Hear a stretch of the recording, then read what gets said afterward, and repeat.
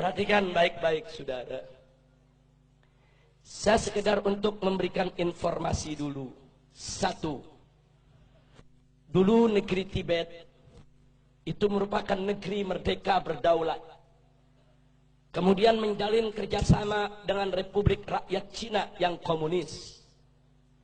Setelah ada perjanjian kerjasama, Cina mengirim ribuan tenaga kerja ke Tibet, saudara.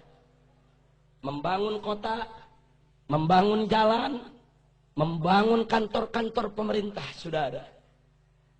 Kemudian setelah pembangunan selesai, ternyata ratusan ribu para pekerja tersebut angkat senjata melakukan pemberontakan di Tibet.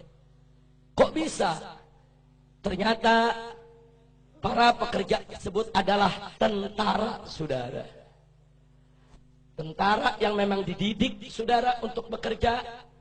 Kemudian setelah itu Tibet jatuh, dikuasai oleh negara Cina, dan pimpinan tertinggi agama yang ada di Tibet, yaitu Dalai Lama, ditangkap dan diusir ke luar negeri sampai hari ini, saudara. Hati-hati, masuknya tenaga kerja Cina ke Indonesia, yang jumlahnya saat ini ratusan ribu orang, harus diwaspadai. Karena kita sudah lihat bagaimana tegapnya badan mereka, bagaimana perawakan mereka, lebih tepat mirip tentara ketimbang pekerja kasar atau buruh, saudara.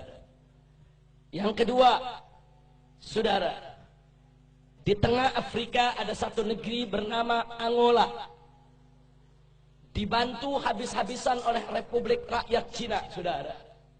Setelah diikat dengan utang yang begitu besar, kemudian Cina mulai mengatur Angola. Anda tahu minggu ini apa yang terjadi? Parlemen Angola mengajukan undang-undang untuk ditandatangani oleh presiden yang isinya Islam tidak boleh ada di Angola, dan seluruh masjid harus ditutup. Alasannya karena berlawanan dan bertentangan dengan adat istiadat Angola, saudara. Ya, hari ini Islam dilarang di Angola, saudara. Bagaimana dahsyatnya pengaruh Cina komunis sampai di Afrika, saudara, dipengaruhi sedemikian rupa. Yang ketiga, ada satu lagi negara di Afrika bernama Zimbabwe, saudara. Juga diberikan utang besar-besaran oleh Cina, saudara.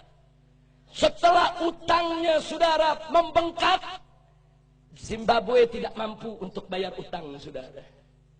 Lalu apa ditawarkan oleh Cina komunis? Dibebaskan dari utang, tidak perlu bayar utang. Tapi mulai saat itu Zimbabwe harus meninggalkan mata uangnya dan belanja sehari-hari dengan mata uang Cina, yaitu yuan, saudara. Saat ini di Zimbabwe, jual beli, sewa menyewa, transaksi, semuanya menggunakan mata uang yuan milik Cina komunis, saudara. Kembali ke Indonesia, saudara. Saat ini kita dapat pinjaman utang ribuan triliun dari Cina, saudara. Saat ini kita berutang kepada negeri Cina ribuan triliun, yang 7 turunan kita ke depan belum tentu kita bisa bayar, saudara.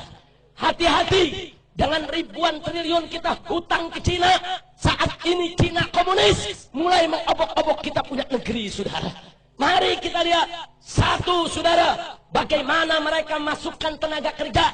Ratusan ribu orang masuk ke Indonesia saat ini. Dan minggu yang lalu, saudara, Presiden Jokowi sudah menyatakan, mengingatkan kepada para pengusaha untuk tidak lagi bertransaksi dengan dolar ataupun rupiah, tapi bertransaksi dengan yuan, mata uang Cina, saudara.